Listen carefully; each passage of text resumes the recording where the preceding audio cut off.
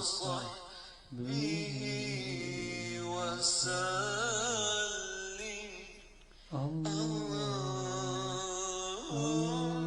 اللهم صل على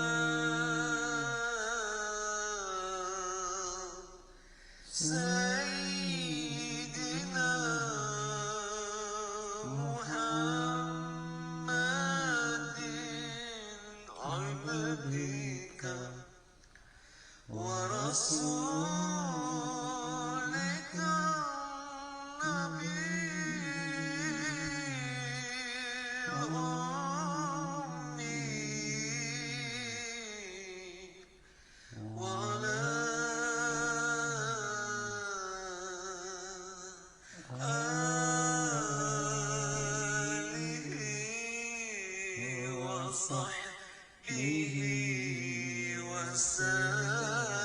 وعلى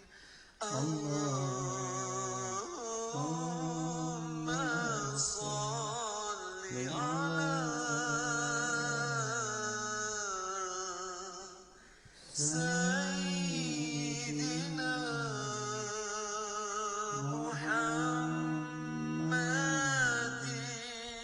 اللهم صل على سيدنا محمد عبدك ورسولك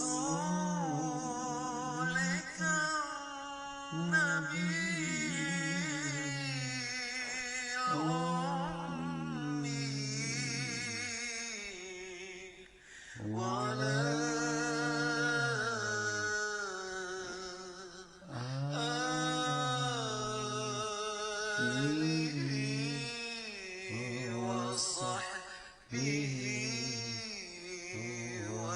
وصحبه وسلم.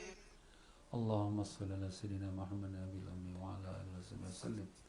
اللهم صل على سيدنا محمد النبي الأمي وعلى آله وصحبه وسلم. اللهم صل على سيدنا محمد النبي الأمي وعلى آله وصحبه وسلم. اللهم صل على سيدنا محمد النبي الأمي وعلى آله وصحبه وسلم. اللهم صل على سيدنا محمد النبي الأمي وعلى آله وصحبه وسلم. اللهم صل على سيدنا محمد النبي الأمي وعلى آله وصحبه وسلم.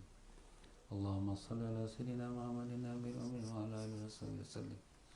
اللهم صل على سيدنا محمد النبي الأمي وعلى آله وصحبه وسلم. اللهم صل على سيدنا محمد النبي الأمي وعلى آله وصحبه وسلم.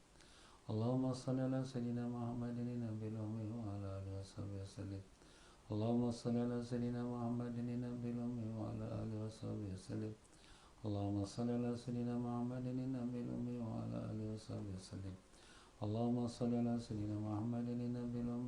آله وصحبه وسلم. اللهم صل على سيدنا محمد النبي الأمي وعلى آله وصحبه وسلم. اللهم صل على سيدنا محمد النبي الأمي وعلى آله وصحبه وسلم. اللهم صل على سيدنا محمد النبي الأمي وعلى آله وصحبه وسلم. اللهم صل على سيدنا محمد النبي الأمي وعلى آله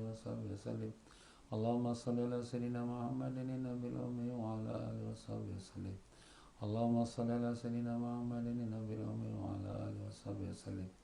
اللهم صل على سيدنا محمد النبي الأمي وعلى آله وصحبه وسلم.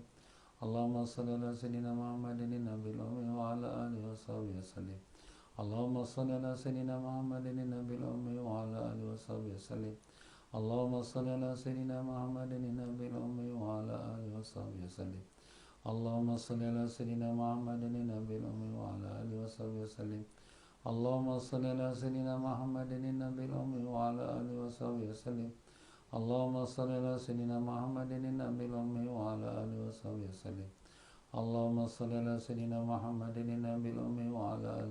وسلم. اللهم صل على سيدنا محمد النبي الأمي وعلى آله وصحبه وسلم. اللهم صل على سيدنا محمد النبي الأمي وعلى آله وصحبه وسلم. اللهم صل على سيدنا محمد النبي الأمي وعلى آله وصحبه وسلم. اللهم صل على سيدنا محمد النبي الأمي وعلى آله وصحبه وسلم. اللهم صل على سيدنا محمد النبي الأمي وعلى آله وصحبه وسلم. اللهم صل على سيدنا محمد النبي الأمي وعلى آله وصحبه وسلم. اللهم صل على سيدنا محمد النبي الأمي وعلى آله وصحبه وسلم. اللهم صل على سيدنا محمد النبي الأمي وعلى آله وصحبه وسلم. اللهم صل على سيدنا محمد النبي الأمي وعلى آله وصحبه وسلم. اللهم صل على سيدنا محمد النبي الأمي وعلى آله وصحبه وسلم. اللهم صل على سيدنا محمد النبي الأمي وعلى آله وصحبه وسلم.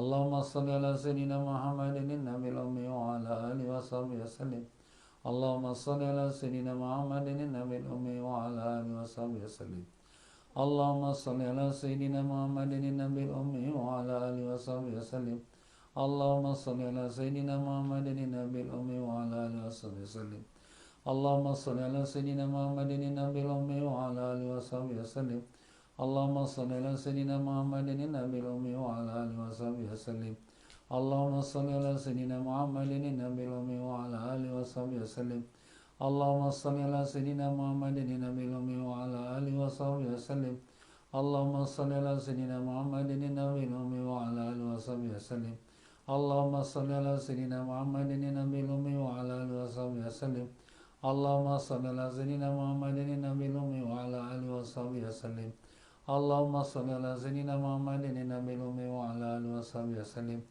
اللهم صل على سيدنا محمد النبي الأمي وعلى آله وصحبه وسلم اللهم صل على سيدنا محمد النبي الأمي وعلى آله وصحبه وسلم اللهم صل على سيدنا محمد النبي الأمي وعلى آله وصحبه وسلم اللهم صل على سيدنا محمد النبي الأمي وعلى آله وصحبه وسلم اللهم صل على سيدنا محمد النبي الأمي وعلى آله وصحبه وسلم اللهم صل على سيدنا محمد النبي الأمي وعلى آله وصحبه وسلم اللهم صل على سيدنا محمد النبي الأمي وعلى آله وصحبه وسلم اللهم صل على سيدنا محمد النبي الأمي وعلى آله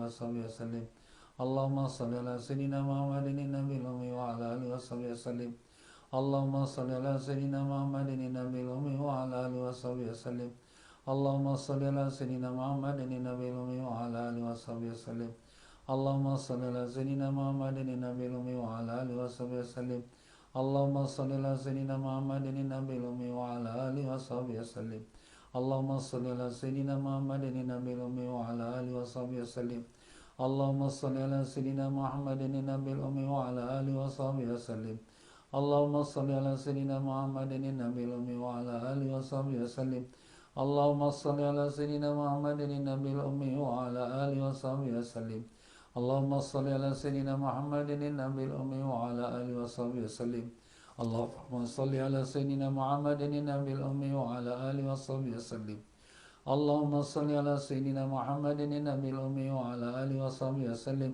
اللهم صل على سيدنا محمد النبي الأمي وعلى آله وصحبه وسلم اللهم صل على سيدنا محمد النبي الأمي وعلى آله وصحبه وسلم.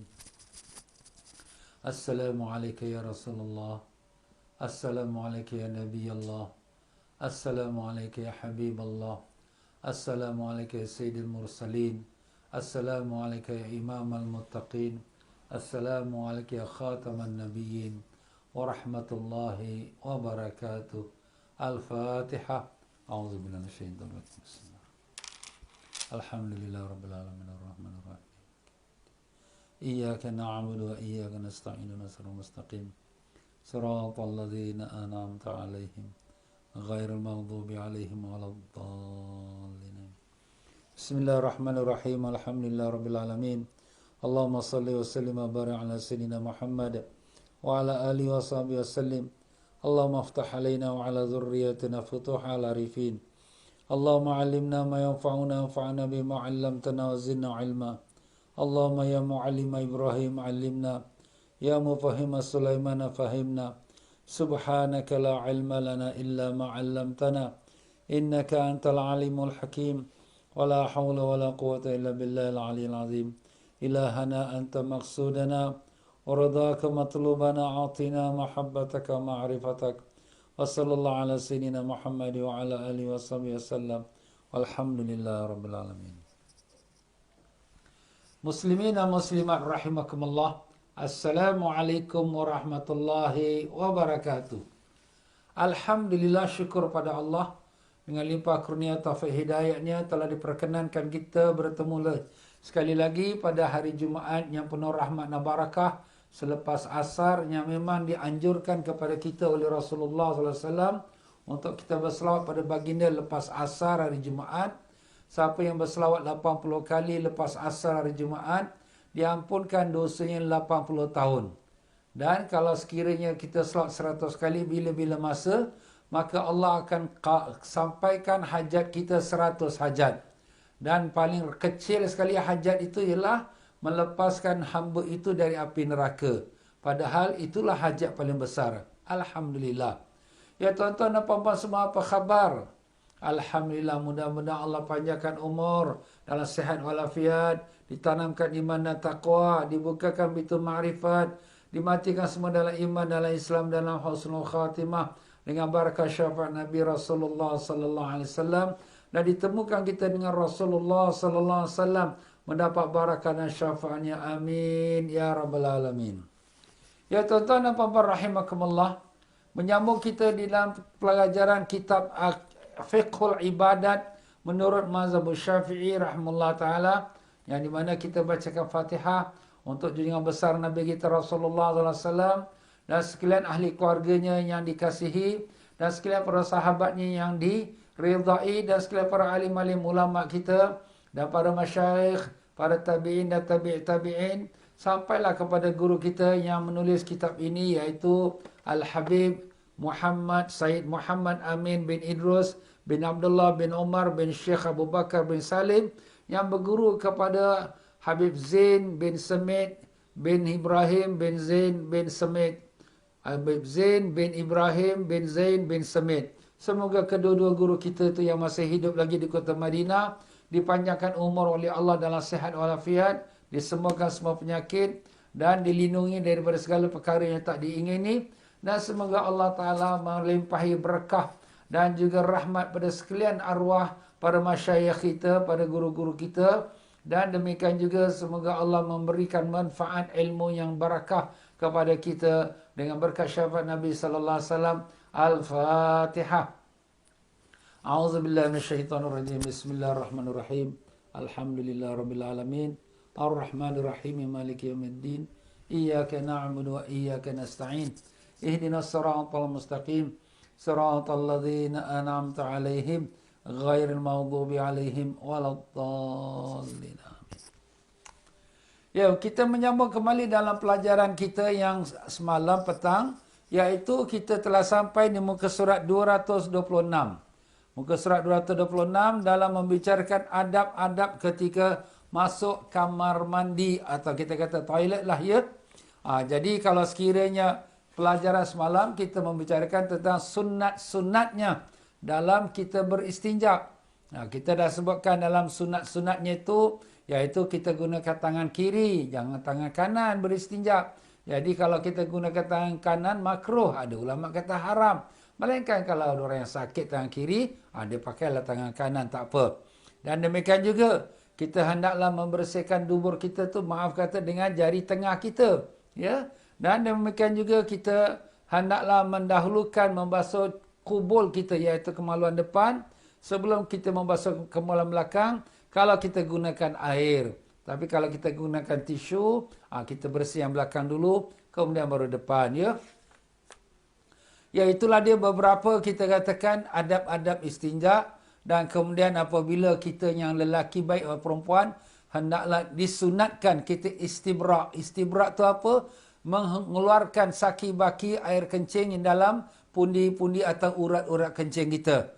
Sebab ini kadang-kala bila dia tak istibrak, mana tak bersihkan, kemudian bila dia ambil wuduk, air kencing ni keluar, dan kemudian dia salat dia tidak sah, dan dia menanggung azab dalam kubur. Seperti mana Nabi SAW menyebutkan, orang ini diazab dalam kubur kerana antara sebabnya ialah dia tidak istibrak, tak membersihkan kencing dia. Jadi di sini antara istibrak tu ialah, maaf kata, kita kalau lelaki dia mengurutkan zakar kemaluan dia, kalau sekiranya dia kaum lelaki atau perempuan, dia berdeham. Jadi itu kita katakan mengeluarkan saki-baki air kencing yang dalam pundi kencing dia. Ya tuan-tuan dan puan-puan, pada petang ini kita menyambung di muka surat 226, di mana kita telah sampai pada adab-adab ketika masuk kamar mandi. Ya, dalam perkara ini tuan pengarang kita rahimahullah ta'ala telah mengatakan bahawa adab-adab ketika masuk kamar mandi adalah seperti berikut. Maupun kita untuk buang air besar atau buang air kecil, ya. Kita kata toilet lah, ya. Kalau kamar mandi saja, okey. Kalau kamar mandi saja tu untuk mandi saja, ya. Yang pertama, memakai sandal tatkala berada dalam kamar mandi. Ini satu perkara yang perlu kita awasi, ya. Masuk kamar mandi atau toilet pakai sandal. Ada setengah adat ataupun amalan orang setengah-setengahnya di luar toilet dia ada sandal, tapi bila masuk toilet tak ada sandal. Kenapa? Tak pakai sandal. Terbalik pula. Patut dalamlah toilet pakai sandal. Sebab antara penyakit itu ialah kuman-kuman daripada hasil najis kita. Dan tak mustahil sebab kita tempat buang najis. Jadi kuman-kuman tu berselerak yang kita tak nampak. Jadi disebab itulah di sini disunatkan kita pakai sandal. Dan juga sandal itu menghilangkan was-was. Sebab bila kita dah dalam toilet, maaf kata kita pun istinja, air tu melempah ke rantai, kemudian lepas tu kita pijak, kemudian kaki kita pun menanggung najis, kemudian kita keluar. Habis semua najis kat luar daripada kamar mandi tu ataupun toilet tu. Jadi ini tak betul caranya. Kalau masuk toilet tu lah kita kena pakai sandal. Jadi mana-mana ada yang najis tu, kita bilas kaki kita sebelum kita keluar. Jadi makna kita tak membawa najis di toilet keluar pada toilet. Ini kita kena awas lah, ya. Maupun yang di rumah, maupun di masjid. Saya sendiri perhatikan, ada masjid masuk ke toilet, dia tanggalkan. Dia letakkan signboard ke depan, tanggalkan. Ya, jadi itu kita perhatikan. Yang kedua, menutup kepala. Ini sunat lah, ya. Sunat tutup kepala bila kita masuk toilet. Tak kira lah tutup kepala dengan songkok ke, dengan sapu tangan ke, ataupun dengan tangan ujung pakaian. Ujung pakaian kita letakkan kepala kita, ya. Untuk umpamanya. Memang ada riwayat, ya. Tapi tak tahulah sejauh mana hadis sahih atau tidak. Kalau kita masuk toilet tidak kita tutup kepala, ya, kepala kita akan ditaburkan najis oleh syaitannya dalam toilet itu. Na'udzubillah min zalik, ya. Yang ketiga, mendahulukan kaki kiri ketika masuk kamar mandi. Jadi masuk tempat yang baik, masuk kaki kanan dulu. Masuk masjid, kita masuk kaki kanan dulu. Masuk rumah, masuk kaki kanan dulu. Kalau masuk tempat yang kotor, masuk kaki kiri dulu. Kalau kita masuk kaki kanan dulu, hukumnya makruh, ya. Jadi masuk kaki kiri dulu. Maka hukumnya adalah makruh kalau masuk kaki kanan dulu. Dan diriwayatkan hal tersebut dapat menyebabkan kemiskinan. Kalau kita masuk kaki kanan dalam toilet, boleh membawa kepada kemiskinan. Yang keempat, sunat adab masuk toilet, tidak membawa barang-barang yang mulia seperti Quran, hadis, kitab, atau nama-nama para nabi, malaikat atau salafus salih. Salafus salih ni ulama-ulama yang awal lah. 300 tahun yang awal. Itu nama salafus salih. Dan tidak membawa hukum. Dan tidak membawa apa-apa lah. Jadi Quran tak boleh. Kitab tak boleh. Ya. Habis ustaz kita punya handphone kita dalam ada Quran. Tapi tidaklah terbuka. Dia dah orang kata dah tutup dah, ya. Dah tutup. Tak nampak lagi Qurannya. Kalau ada nampak Qurannya tu, kita kena padamkan. Jangan nampak Qurannya tu waktu kita masuk dalam toilet. Tapi masalah timbul pula kalau sekiranya dia punya handphone tu, ringing tone dia tu bacaan Quran atau azan. Tengah-tengah dalam toilet, tengah-tengah qada hajat, sekali bunyi Bismillahirrahmanirrahim. Allah, macam mana ni? Sebab tu setengah ulama mengharamkan ringing tone itu daripada ayat Quran ataupun azan. Kenapa? Sebab kita tak tahu. Kadang-kadang kita duduk dalam toilet, ada orang call. Allah, susah. Jadi sebab itulah kita elakkan. Jangan pakai ringing tone yang ada bacaan Quran ataupun selawat. Yelah, memang sedap tu sedap lah kalau kita di luar pada toilet. Tapi kalau kita ingat, kita silentkan dia, tak apalah. Tapi kalau kadang-kadang kita ni lupa kan. Emergency kita kelakar masuk dah terlupa. Tiba-tiba dalam toilet pula dia punya azan dia. Dah, tu tak bagus tu. Jadi kalau sekiranya kita masuk toilet tu, awas. Habis ustaz, saya dalam poket saya ni ada kertas, ada tulisan kalimah-kalimah Allah ke, ataupun kita tulis hadis ke apa. Kita tinggalkan kat luar. Allah macam mana tu? Terpaksalah. Sebab tak boleh, jangan, tak boleh bawa masuk. Hukum ni kalau kita bawa masuk, hukumnya makruh. Yelah, makruh tu bukanlah maknanya, alah tak apalah makruh. Makruh tu maknanya yang dibenci, yang tak disukai. Kalau boleh jangan. Apalagi kalau sekiranya handphone dia tu ada tanda-tanda, ya, selawat, ada tulis-tulis, itu tak usah. Tapi kalau dia handphone tu dia dipadamkan, ya, di skrin dia tu kosong, tak nampak apa-apa, tak apalah. Kalau skrin dia tu menyala, baru nampak. Itu kita matikan dia, jangan kita menyalakan dia, ya. Dan demikian juga kalau cincin kita, loket kita ada tulis nama Allah, ada nama Muhammad sallallahu alaihi wasallam. Macam mana? Jadi setengah ulama mengatakan, kalaulah nak letak loket kita kat luar, ni keluar hilang lah, habislah. Cincin pula nak letak keluar, orang sapu lah. Macam mana ni? Jadi ada antara caranya, mereka mengatakan kita masukkan dalam mulut. Benda tu kecil kan? Jadi kita masukkan dalam mulut kita, jadi kita tutup. Jadi dengan itu, dia tidaklah terdedah pada suasana toilet itu. Itu keadaan darurat lah.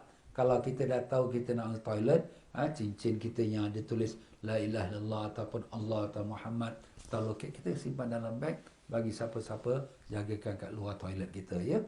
Itu kita jagalah, ya. Itu semua merupakan adab kita, ya, menghormati nama-nama yang mulia.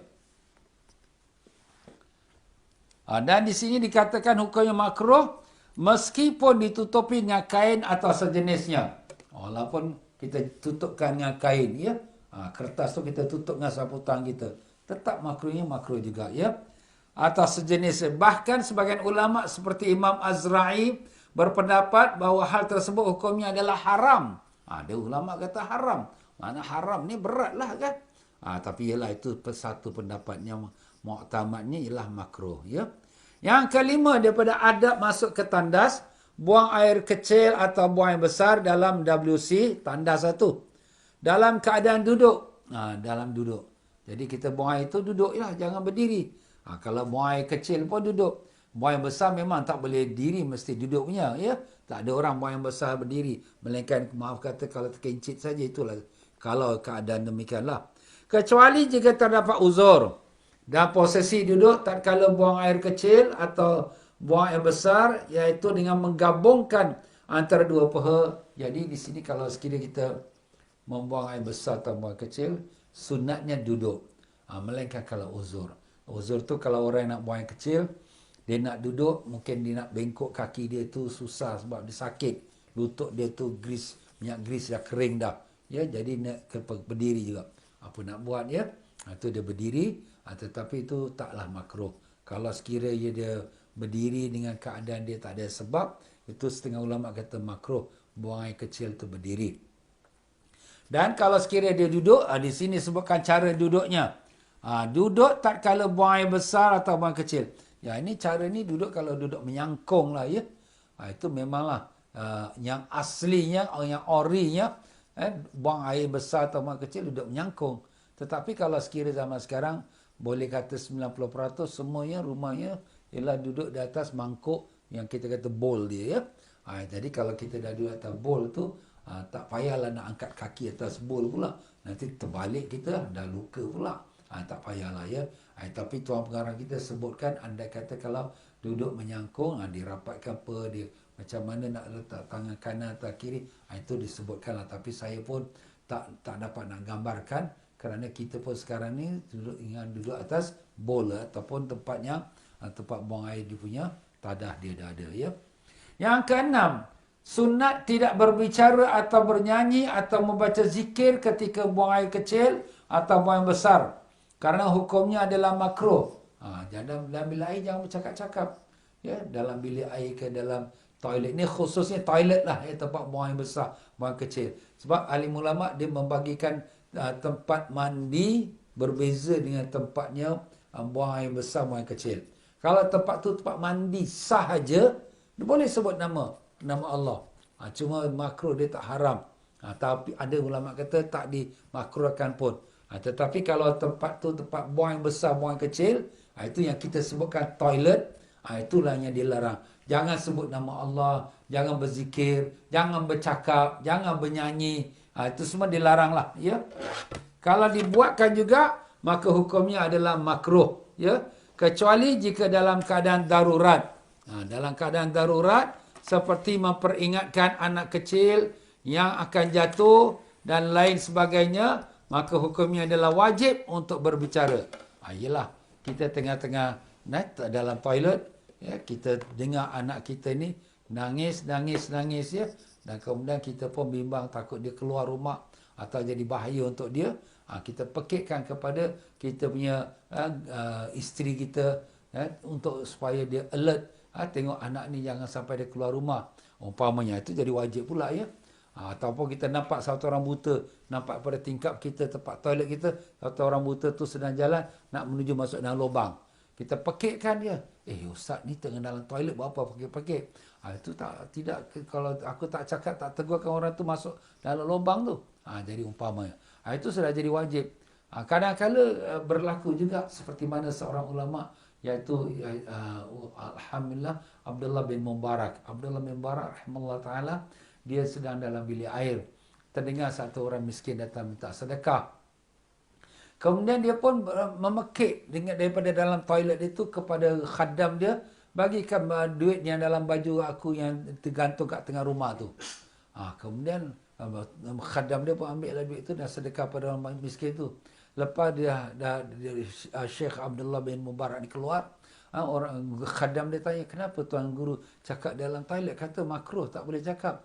Dia kata, aku bila dengar orang miskin datang, hati aku pun berkata nak bagi sedekah. Tapi aku takut nanti kalau aku lambat, lepas keluar daripada toilet, hati aku akan berubah. Jadi aku tak mau melambatkan perbuatan yang baik, waktu aku pekikkan pada engkau, bagikan duit yang dalam baju aku di tengah rumah. Masya Allah. Itulah tuan-tuan. Benda yang baik, jangan kita lambat-lambat. Sebab bila lambat-lambat, syaitan akan datang, kemudian tak jadi pula. Itu dia tuan-tuan. Ya, yang ketujuh. Yang ketujuh, tidak melihat pada kemaluannya. Jadi kita dalam masa kita istinja tu, jangan tengok kemaluan kita. Makruh, ya.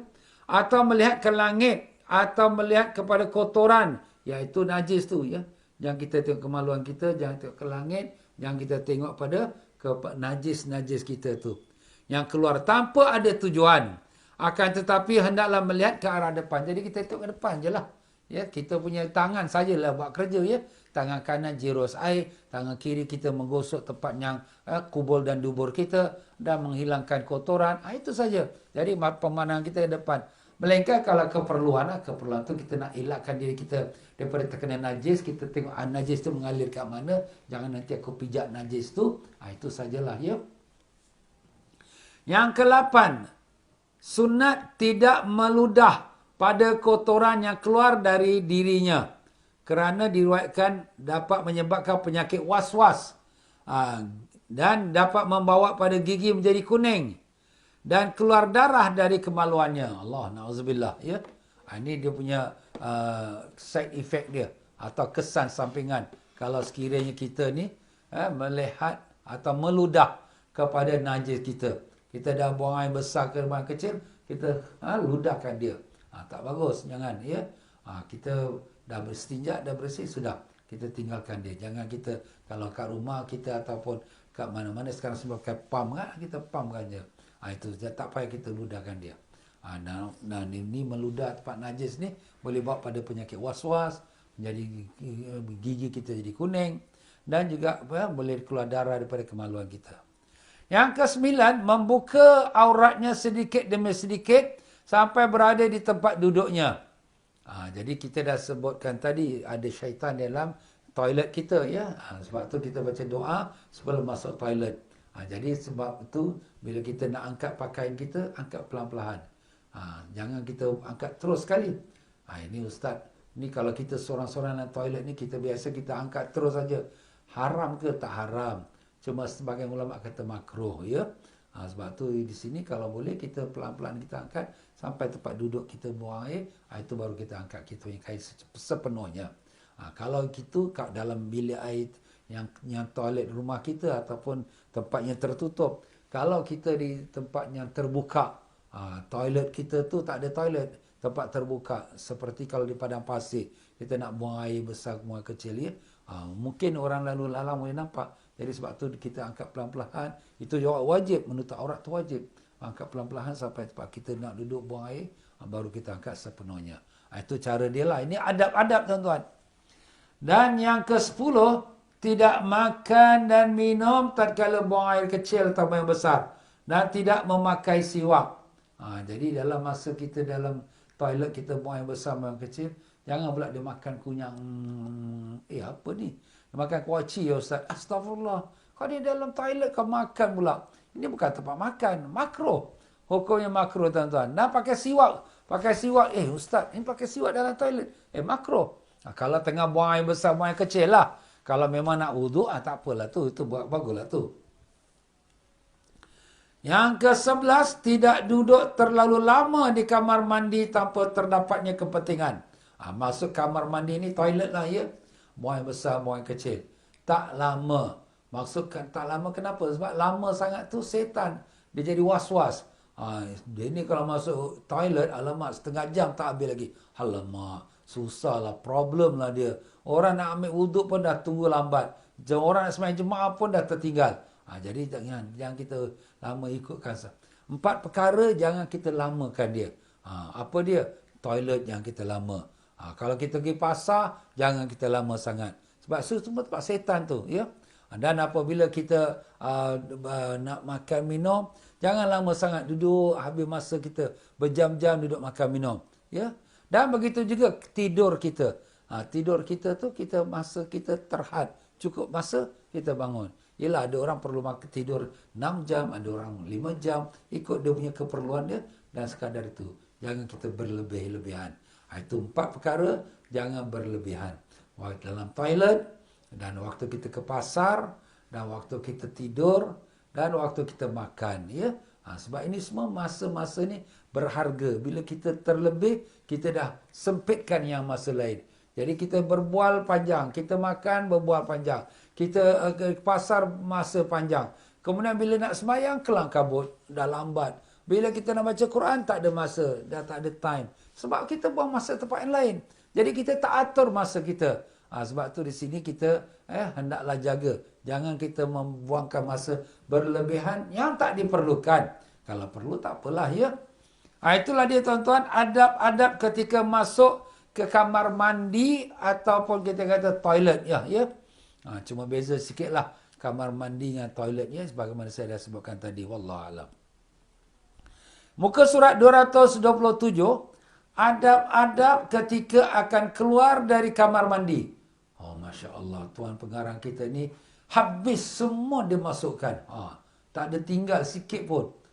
Adab masuk, adab keluar, adab setengah istinja tu yang semalam kita dah sebut dah. Masya Allah ya. Jazahullah khairan. Semoga Allah membalasinya dengan sebaik-baik balasan. Adab ketika nak keluar daripada kamar mandi.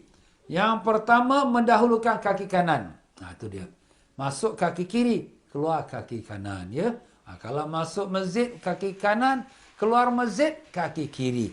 Kenapa? Tidak ada tempat yang lebih baik daripada masjid. Jadi kalau kita masuk tempat yang baik, kaki kanan. Kalau kita keluar daripada tempat baik kepada tempat yang lebih rendah baiknya, seperti keluar pada masjid, kaki kiri. Masuk rumah, kaki kanan.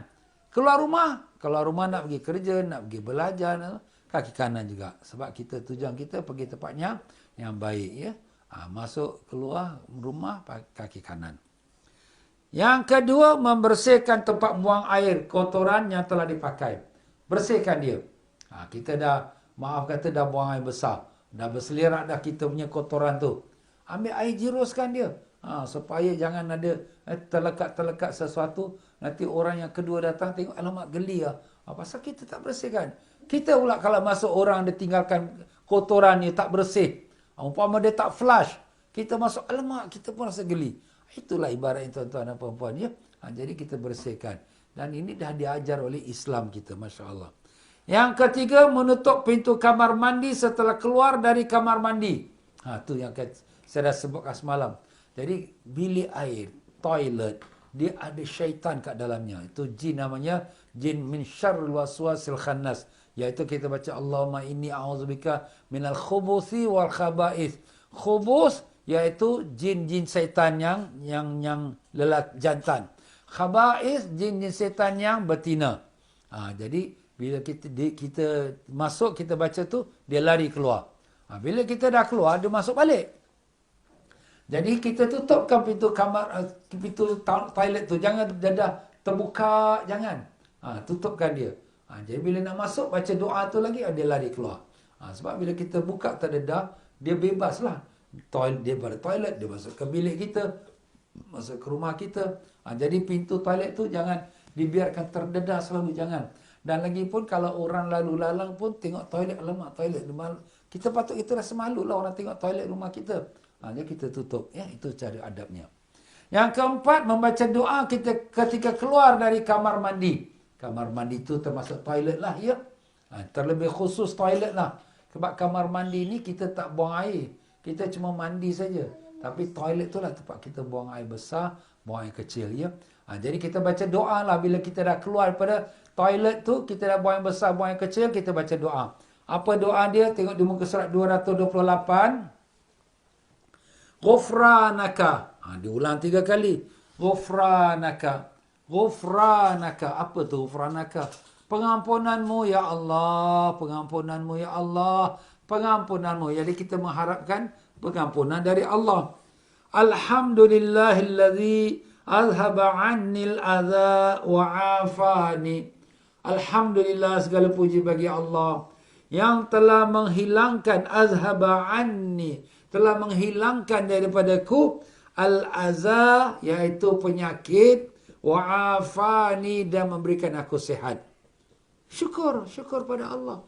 Allah telah membuangkan kita penyakit. Sebab bila kita qada hajat ni, kita buang penyakit. Sebab badan kita ni, sistem yang Allah Ta'ala telah jadikan badan kita ni, makanan kita, minuman kita, semua ada proses. Factory ni, dalam perut kita ni factory ni. Factory besar, tuan-tuan. Factory ni dia boleh bezakan apa yang manfaat daripada kalsium, protein, karbohidrat, apa, dia masuk saluran darah. Jadi tubuh badan kita dapat energi, dapat sihat, dapat kuat. Dan mana yang tak manfaat, dah tak ada, orang kata hampas, ya. Maka dia masuklah dalam saluran urat usus perut. Masuk proses-proses sampai jadi najis. Yang airnya pula sampai jadi air kencingnya. Subhanallah. Allah Ta'ala jadikan kita ni. Wa fi anfusikum afala tubsirun. Dan dalam diri kamu, apa dia? Kamu tak nampak ke kebesaran Allah? Ada orang tak percaya ada Tuhan, tak percaya ada Allah. Habis macam mana kau boleh jadi badan kau semua, mata boleh melihat semua? Nature. Nature tu apa benda nature? Nature tu Tuhan ke? Dia pencipta ke? Jadi sendiri. Mana masuk akal jadi sendiri? Kita pergi ke satu hutan, tengah-tengah hutan tu nampak istana cantik tengah-tengah hutan. Kita kata, ini nature jadi sendiri. Masuk akal? Tak masuk akal. Mesti ada yang membuatnya. Mesti kita kata, wah, ini orang yang buat ni, istana ni cantik ni, pandai dia. Macam itulah kita. Allah jadikan tubuh badan kita lengkap, komplit, cantik, subhanallah. Mata kita melihat, telinga kita mendengar, suara kita boleh keluar. Semuanya sudah lengkap dengan peralatannya. Tapi ada pun nak buat kadang-kadang hidayat, tuan-tuan, ya. Hidayat bila Allah tarik, mata dia jadi buta. Bukan mata zahir, mata hati buta. Tak nampak ada Tuhan yang menjadikan dia. Apa nak buat itu masing-masing lah, ya. Kita minta, ya Allah, Kau jagalah iman kami, anak isteri kami, semua anak cucu kami, ya Allah. Janganlah Kau terbalikkan iman kami setelah Kau beri hidayah pada kami, ya Rahman. Dengan berkat Nabi Rasulullah SAW. Amin, ya Rabbal Alamin. Bimbang juga, tuan-tuan, akhir zaman ni, ya. Kadang-kadang anak-anak kita bercampur-campur orang-orang, ya. Jadi akhirnya sampai terikut pada agama lain atau tak percaya ada Tuhan. Na'udzubillah zalim. Jadi itulah sunat kita baca lepas keluar. Lepas keluar tu, kita dah keluar kaki kanan, kaki kiri, dua-dua dah keluar, baru kita baca. Jangan kita setengah-setengah kaki kita, satu kat luar, satu kat dalam, jangan. Kat dalam bilik air kita tak boleh baca apa-apa, kita dah sebut tadi kan. Jadi kalau dah keluar komplit, kalau bagus selepas 1-2 tapak keluar daripada pintu kamar mandi kita, baru kita baca. Ghufranaka alhamdulillahilladzi azhaba 'annil hadza wa 'afani. Itu cukuplah tu, ya. Itu sudah cukup. Tapi kalau ada nak tambah alhamdulillahillazi adzaba anni ma yu'zini, itu panjang pula ya. Kalau nak tambah boleh, tapi nak kena hafal pula. Ataupun kita foto step, kita tampal kat tepi tembok bilik air kita. Doa masuk tandas, doa keluar tandas. Ya. Itu pun boleh juga kita membiasakan diri kita dengan doa-doa. Yang kelima, sunat membaca doa setelah buang air kecil atau buang air besar. Allahumma tahhir qalbi minan nifaq. Ya Allah, sucikan hatiku daripada munafik. Minta Allah lepaskan kita pada sifat munafik. Wa hassin farji minal fawahish. Dan peliharalah faraj aku. Faraj itu kemaluan lah. Daripada fawahish, daripada perkara yang keji. Keji itu apa? Zina, liwat. Ini semua perkara yang keji. Kita minta Allah lindungkan dia. Baca doa tu. Doa tu bagus tu. Kita dah keluar, dah baca kufranaka. Lepas tu, Allahumma tahhir qalbi minan nifaq. Wa hassin farji minal fawahish. Doa Sayyidina Ali bin Abi Talib radhiyallahu setelah buang air kecil atau besar. Iaitu, Allahumma hassin farji. Wastur aurati. Ya Allah, peliharalah kemaluanku. Wastur aurati. Tutupkanlah auratku. Wala tushmit biyal a'da. Jangan kau jadikan aku diketawakan musuh. Itu dia. Wala tushmit biyal a'da. Jangan jadikan aku diketawakan oleh musuh. Ya. Musuh tengok ketawa, ha padan muka kau. Kita janganlah sampai macam tu. Ya. Itulah dia tuan-tuan dan puan-puan, adab keluar daripada tandas ataupun kita kata kamar mandi atau toilet. Adab-adab ketika akan buang air kecil atau buang air besar di tempat terbuka. Ini tempat terbuka pula. Tempat terbuka ni umpama di padang pasir ya.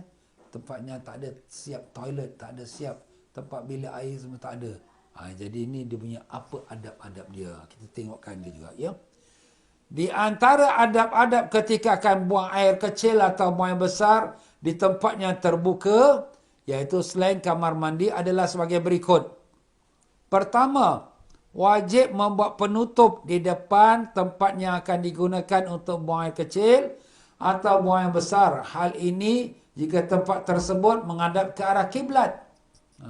Kalau kita di tempat padang pasir lah ya, di mana kita nak terbuang air. Jadi kalau sekiranya nak menghadap tu, alamak ni hadap kiblat ni. Atau membelakangkan kiblat. Kita nak buat apa? Buatkan kepungkan dia. Buatkan penutup, kepungkan dia ya. Dan jika tempat tersebut tidak menghadap ke arah kiblat, maka tidak wajib. Kalau menghadap kiblat, wajib kita tutupkan dia ya. Tapi kalau tidak menghadap ke arah kiblat, maka tidak wajib membuatkan penutup di depan tempat yang akan digunakan untuk buang air kecil atau buang air besar. Akan tetapi hukumnya adalah sunat. Kalau sekiranya tempat tetap menghadap arah kiblat, sunatlah kita membuatkan penutup ya. Faedah. Kesimpulan hukum jika akan buang air kecil atau buang air besar di tempat yang menghadap ke arah kiblat atau membelakanginya adalah sebagai berikut. Jika di tempat terbuka seperti padang pasir, maka perincian hukumnya adalah, ni kalau tempat terbuka ni kita nak buang air besar, buang kecil, tempat yang terbuka. Jika terdapat penutup, iaitu satir. Satir itu bahasa Arab, iaitu penutup tu tirai lah. Di depan tempat yang akan digunakan untuk buang air besar atau buang kecil, maka hukumnya adalah boleh. Boleh kita gunakan tempat tu. Ada penutup. Ini kiblat. Kita ditutup. Jadi kita menghadap penutup dia. Ya. Boleh kita buang air besar buang kecil, akan tapi khilaful aula. Khilaful aula menyalahi keutamaan. Yang lebih afdal, janganlah. Walaupun dah ada tutup pun, kita menghadaplah. Jangan menghadap kiblat. Ya. Yang kedua, B. Jika tidak terdapat penutup di depan tempat yang akan digunakan untuk buang air kecil atau besar, maka hukumnya adalah haram. Haram menghadap kiblat dalam keadaan kita buang air besar atau buang air kecil. Dan Nabi larang kan. Dalam hadis yang kita baca semalam, dilarang kita buang air besar, buang air kecil menghadap ke arah kiblat. Ya? Atau membelakangkan kiblat. Dan yang kedua, jika di tempat yang khusus untuk buang air seperti kamar mandi, maka hukumnya adalah boleh. Ini berbeza. Kalau dah ada toilet, toilet ni maknanya dah tembok empat segi tembok kita. Kita dah toilet rumah ke, toilet kat masjid ke, kat pejabat ke. Itu tak kisahlah kita menghadap kiblat ke apa, tak kisah pasal apa. Pasal dia memang sudah tertutup sama sekali. Yang kita tadi sebut, yang tak boleh tu kalau tempat terbuka. Jadi tempat terbuka tu kita kena buatlah penutup. Dan kalau dah buat penutup, okey. Tapi kalau tak buat penutup, kita menghadap ke arah kiblat, hukumnya haram. Faedah yang kedua, ukuran penutup yang sah, iaitu yang memenuhi 3 syarat. Jadi penutup ni, nak tutup tempat kita nak buang air besar ke buang air kecil ni, tempat yang terbuka, dia ada 3 syarat. Syarat pertama, jarak antara penutup dan orang yang akan buang air kecil atau besar tu tidak lebih 3 zirak, tak lebih pada 1,5 meter. 1,5 meter. Macam kita kata sejadah kita lah. Sejadah kita tu lebih kurang 1,5 meter. Panjang dia. Jadi kalau sekira-kira kita bila duduk untuk buang air dengan tembok ataupun zinc yang kita letakkan, papan yang kita letak sebagai penutup, itu jangan lebih daripada kita katakan 1,5 meter. 1,5 meter ya. Lebih kurang kita kata 3 hasta lah ya. 3 hasta. Ini 1 hasta ya. Daripada kita punya genggaman kita sampai kepada siku 1 hasta. Jadi kalau 3 hasta, jadi 1,5 meter lah ya. Lebih kurang gitu. Jangan lebih lah. Mana dekat sikit lah. Jangan jauh-jauh. Kalau dah jauh tu, dah kira tak boleh. Awak dah kira tempat terbuka juga. Itu hukumnya. Yang kedua, B. Syarat B. Syarat kedua dia.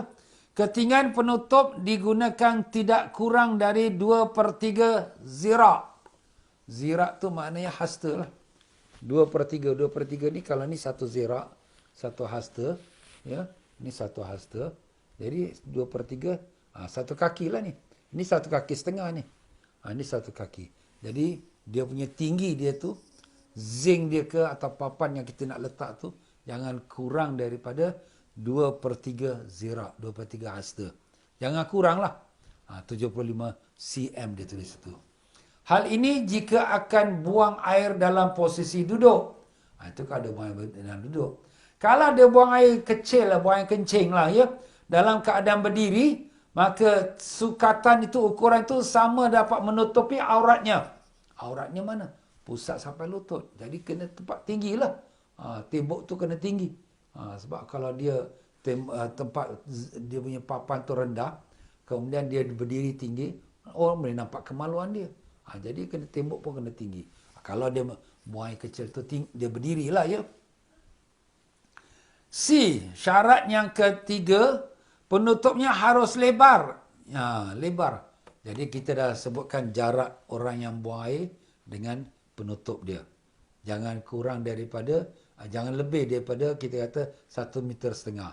Kemudian tembok tu pula jangan kurang daripada 2/3 zirak atau 2/3 hasta. Dan kemudian pula lebar dia macam mana? Tiang ni atau tembok ni. Jadi sini kata hendaklah lebar sekira-kira dapat menutupi badan kita. Kalau orang badan kurus, dia punya lebar kecil lah. Kalau orang badan besar, lebar besar lah. Itu pada pendapat Imam Ramli. Tapi Imam Ibn Hajar kata tak harus masalah lebar. Lebar tu tak masuk dalam syarat. Itulah dia tuan-tuan dan puan-puan ya. Jadi kalau kita nak buang air besar ke buang air kecil, ni emergency lah ni. Kalau zaman-zaman dulu orang-orang pergi Mekah kan, pergi Mekah Madinah on the road ni, tak ada toilet. Alamak, macam mana dah sakit nak buang air ni. Pergilah kau celah-celah bukit tu. Itu tempat dia toilet lah. Jadi dia kena jaga menarah kiblat, arah kiblat. Jangan menghadap kiblat. Kalau menghadap kiblat mesti ada tembok atau satir ataupun tirai dia. Kalau tak menghadap kiblat tak apa. Tak ada tirai pun tak apa ya. Itu kalau menghadap kiblat, itu syarat-syarat tirai yang kita dah sebutkan tadi ya. Dan adab yang keduanya, wallahu a'lam. Kita beri situlah tuan-tuan ya. Adab yang kedua, wallahu a'lam. Jadi itulah dia tuan-tuan dan puan-puan untuk pengajian kita pada hari ini, hari Jumaat ini merupakan hari yang barakah. Banyakkan doa lepas asar sampai ke maghrib. Itu adalah waktu-waktu yang sangat diberkati dan dikabulkan doa. Dan tuan-tuan dan puan-puan, insya-Allah besok hari Sabtu kita tidak ada apa-apa pengajian, ya, dan hari Ahadnya kita akan ada insya-Allah Maulid Rasul jam 4.30 petang, sempena dengan Maulid Rasul dan sempena dengan majlis kesyukuran saya menyambut hari lahir saya. Jadi Nabi SAW pun menyambut hari lahirnya dan Nabi berpuasa, ya. Kita menyambutkan dengan adakan majlis Maulidin Nabi, ya, dengan kita mengadakan majlis kesyukuran. Cuma minta maaf lah tak boleh jemputlah ramai sebab apa sekarang ni musim Covid kan. Jadi doakan mudah-mudahan majlis kita berjalan baik dan tuan-tuan dan puan-puan sila ikuti bersama dalam majlis Maulidin Nabi sallallahu alaihi wasallam 8 November ini hari Ahad, ya, melalui FB TM Fauzi Travel. InsyaAllah tuan-tuan pada minggu hadapan 14 hari bulan November, hari Sabtu, hari public holiday di Pavali, akan insyaAllah kami bekerjasama dengan pihak Masjid Ar-Rawdah, ya, mengadakan maulid hari Sabtu pagi 10 pagi, ya. Dan demikian juga pada hari Ahad 15 hari bulan November, ini untuk minggu depan lagi satulah, ya. Jadi akan kami adakan kerjasama dengan pihak Masjid Istiqamah untuk mengadakan maulidnya pada jam 10 pagi. Jadi tuan-tuan, ya, masukkan diary kalau tak ada apa-apa, ya, pada hari Sabtu pagi dan hari Ahad pagi bolehlah ikuti bersama Maulid Rasul yang akan kami kerjasama dengan pihak masjid-masjid yang tertentu. Sekian saja tuan-tuan dan puan-puan untuk malam ini. Untuk petang ini minta maaf saja kalau ada apa kekurangan dan sama-samalah kita baca dan saya ucapkan terima kasih sekali lagi dan jazakallah khairan kepada mereka yang telah berderma untuk pembangunan madrasah yang ketiga yang sedang saya bantu sama-sama dengan rakan-rakan lain di Kemboja, dan saya ucapkan terima kasih mereka telah derma dan mereka yang nak berderma masih boleh teruskan lagi melalui akaun number yang ada saya masukkan dalam Telegram dan juga dalam Facebook, ya. Dan demikian juga kami bekerjasama dengan satu badan nama Tibbun Nabawi. Tibbun Nabawi ini perubatan secara Nabi, secara syariat, dan mereka pun sama-sama dengan kita juga untuk menjayakan program pembangunan madrasah di Kemboja. Jadi mereka yang nak menderma lagi boleh, dan untuk fakir miskin dan untuk Maulidin Nabi sallallahu alaihi wasallam pun masih kami terima lagi. Dan marilah sama-sama tuan-tuan dan puan-puan kita menutup pengajian kita petang ini dengan kita membaca Sayyidul Istighfar. Bismillahirrahmanirrahim. Allahumma anta rabbi la ilaha illa anta khalaqtani wa ana abduka wa ana ala ahdika wa wa'adika mastata'tu a'udzu bika min syarri ma sana'tu abu'u laka bi ni'matika alayya wa abu'u bi dhanbi faghfir li fa innahu la yaghfiru dhunuba illa anta. Allahumma anta rabbi la ilaha illa anta alayka tawakkaltu wa anta rabbul arshil azim. Ma syaa Allah kan wa ma lam yasha' lam yakun. La hawla wa la quwwata illa billahil aliyyil azim. A'lamu anna Allah ala kulli shay'in qadir wa anna Allah qad ahata bi kulli shay'in ilma. Allahumma inni a'udzu bika min syarri nafsi wa min syarri kulli dabbatin anta akhidhun bi nasiyatiha. Inna rabbi ala siratin mustaqim. Mari kita baca selawat. Inna Allah wa malaikatahu yusalluna ala nabi ya ayyuhalladzina amanu sallu alaihi wa sallimu taslima. Allahumma salli ala sayyidina Muhammadin nabil ummil habib ala aliyil qadar al-azim al-jah wa ala alihi wa sahbihi wa sallim. Allahumma salli ala sayyidina Muhammadin nabil ummil habib ala aliyil qadar al-azim al-jah wa ala alihi wa sahbihi wa sallim. Allahumma salli ala sayyidina Muhammadin nabiyil ummil habib ala aliyil qadar al-azim al-jah wa ala alihi wa sahbihi wa sallim. Allahumma salli ala sayyidina Muhammadin nabiyil ummil habib ala aliyil qadar al-azim al-jah wa ala alihi wa sahbihi wa sallim. Allahumma salli ala sayyidina Muhammadin nabiyil ummil habib ala aliyil qadar al-azim al-jah wa ala alihi wa sahbihi wa sallim. Allahumma salli ala sayyidina Muhammadin nabiyil ummiyil habib ala alil qadar al-azimil jah wa ala alihi wa sahbihi wa sallim. Allahumma salli ala sayyidina Muhammadin nabiyil ummiyil habib ala alil qadar al-azimil jah wa ala alihi wa sahbihi wa sallim. Allahumma salli ala sayyidina Muhammadin nabiyil ummiyil habib ala alil qadar al-azimil jah wa ala alihi wa sahbihi wa sallim. Allahumma salli ala sayyidina Muhammadin nabiyil ummiyil habib ala alil qadar al-azimil jah wa ala alihi wa sahbihi wa sallim. Wabillahi taufiq wal hidayah. Wassalamualaikum warahmatullahi wabarakatuh.